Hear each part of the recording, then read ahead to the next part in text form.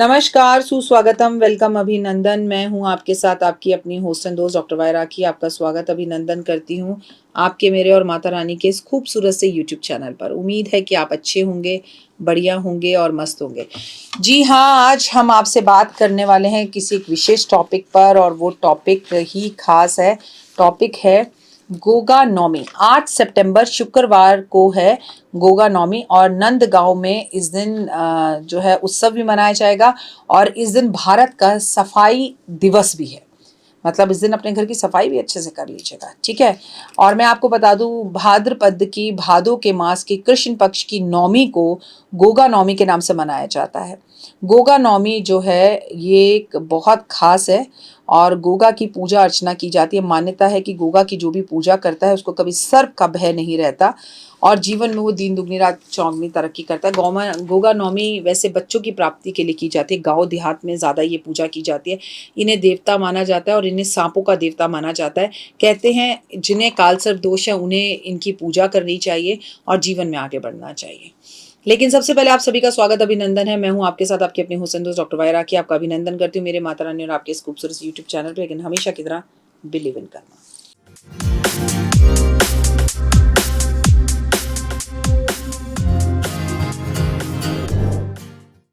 आपका जीवन खुशियों भरा रहे, बढ़िया रहे, लाइफ में कभी किसी चीज की कमी ना रहे, परमपिता परमात्मा से ऐसी कामना है। गोगा नौमी के दिन प्रातः काल आपको शीघ्र उठकर नित्य आदि कर्म वगैरह कर कर अपने मन में भाव रखकर कि आज मैं गोगा नौमी का व्रत रखूंगा, खीर माल पुहे और गुलगुले चूरमा इत्यादि बनाकर आपको भगवान की गोगा जी की पूजा करनी चाहिए। लेकिन अगर आपके घर में ये पूजा नहीं होती तो भी कोई बात नहीं, मैं आपको इस प्रोग्राम के बाद बताऊंगी कि आपको अगर आपके यहाँ पूजा नहीं, जैसे हमारे यहाँ नहीं होती है पूजा, तो इस दिन क्या करना चाहिए ये सब कुछ आपको बताऊंगी। घर की स्त्रियों को इस दिन क्या करना चाहिए, मिट्टी के घोड़े पर बैठे हुए जहावीर गोगा की एक मूर्ति बनानी चाहिए, और यदि ये संभव ना हो तो बनी बनाई मूर्ति या तस्वीर लेकर आनी चाहिए। जहावीर गोगा की पूजा इस दिन की जाती है, और उनके लिए इस दिन गुलगुले बनाए जाते हैं, खीर बनाई जाती है, चूरमा पूर्णिमा पूरी खीर आदि बनाया जाता है, और आलू की सब्जी बनाई जाती है।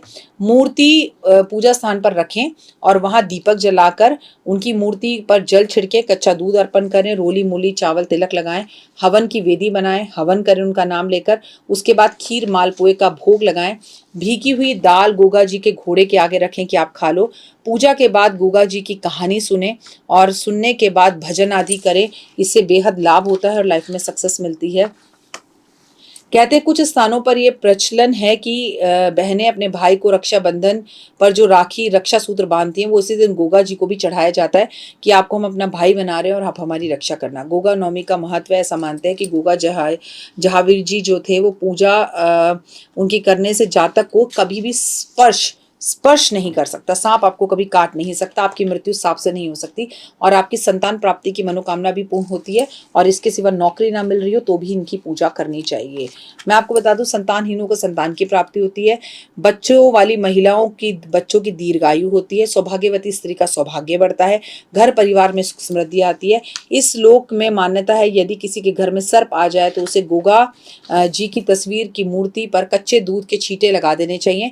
ऐसा करने से सर्प कोई भी नुकसान नहीं पहुंचाता और तुरंत वापस चला जाता है। गोगा नौमी वाले दिन शिव की नाग देवताओं की पूजा की जाती है। शिवलिंग पर चांदी के नाग नागिन चढ़ाए जाते हैं। शिव मंदिर में जल दूध शक्कर अर्पण किया जाता है। अब गोगा नौमी 8 सितंबर को है, शुक्रवार का दिन है।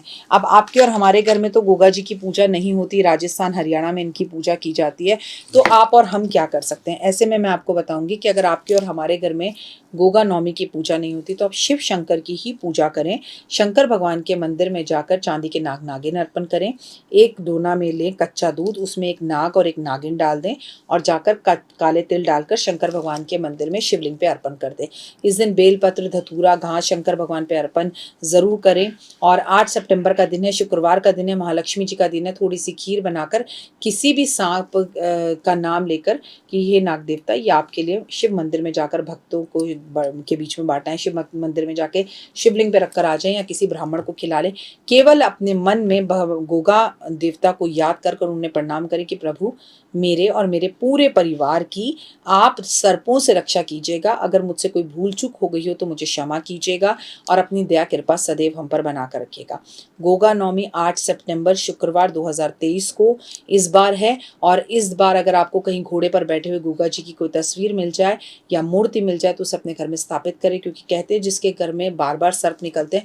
अभी कुछ दिन पहले हमारे पास व्हाट्सएप पर एक वॉइस मैसेज आया था पूजा के पास कि आप मैम से पूछना, हमारे घर में बहुत सांप निकलते हैं, बहुत सांप निकलते हैं, मेरे बच्चे हमेशा डरे रहते हैं। तो मैं आपको कहना चाहूँगी 8 सितंबर को गोगा नवमी वाले दिन इनकी एक तस्वीर या मूर्ति लेकर आप दूध के छींटे इनकी तस्वीर पर मार दें और इन्हें प्रणाम करें। उस दिन के बाद से आपके घर में एक भी सर्प नहीं निकलेगा। ये प्रैक्टिकली रूप से आप खुद देखिएगा और फिर हमें कमेंट करके या फ़ोन करके बताइएगा आपको क्या फ़ायदा हुआ। तो जिनके घर में भी सर्प निकलते हैं, सर्प का भय रहता है या किसी काल सर्प दोष आपको है या आपको लगता है सांप से आपकी कभी मृत्यु हो जाएगी, सांप से आपका डर और भय बना रहता है, तो इन उपायों को कर देखिए और अपने जीवन के अंदर ज़बरदस्त वाले चमत्कार देखिए। रिजल्ट आपको इंस्टेंट मिलेंगे और आपको प्रैक्टिकल दिखाई देंगे। तो गोगा नवमी के देश और दुनिया के सभी लोगों को हार्दिक शुभकामनाएं।